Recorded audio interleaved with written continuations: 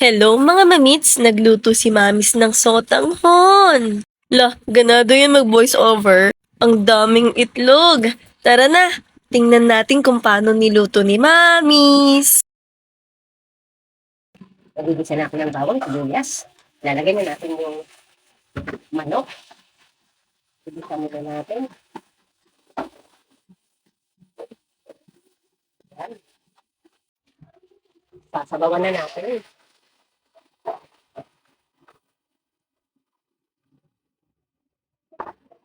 Maglalagay na tayo ng aswete. Nahulaan nyo na kung ano yung lulutuin ko.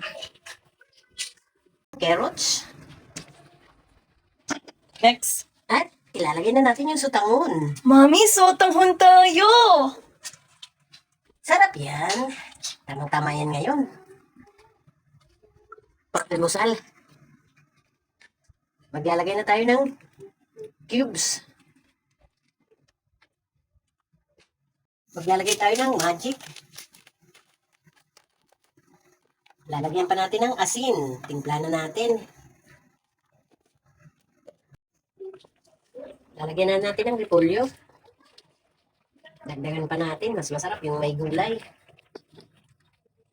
Maglalagay tayo ng patis. Kulang yung timpla niya. Okay, lutuin muna natin. Maglalagay na tayo ng itlog. Mas masarap ang may itlog niyan. Luto na yan. Dagdagan pa natin ng dahon ng sibuyas. Nagbibigay ng lasa. Pampasarap din yan. At pampaganda. Kagaya ng iyong lingkod. Salamat sa mga followers ko. At mga viewers ko. Thank you. Kakain na tayo. Maglalagay na tayo sa isang lalagyan.